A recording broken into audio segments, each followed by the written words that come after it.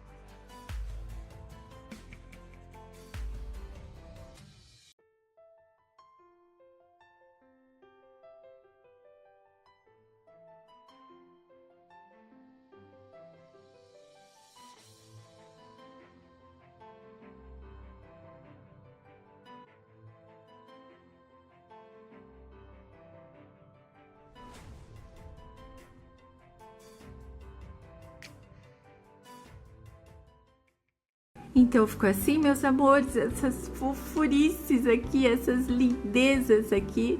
Façam para vender, façam para presentear. É muito fofa, é muito linda mesmo, tá? E diversifiquem as cores, tá bom? Por exemplo, aqui o rosa, um amarelinho, pode ser um creme, se você não tiver o amarelinho, pode ser um creme, ou seja, a cor marfim, tá, meus amores?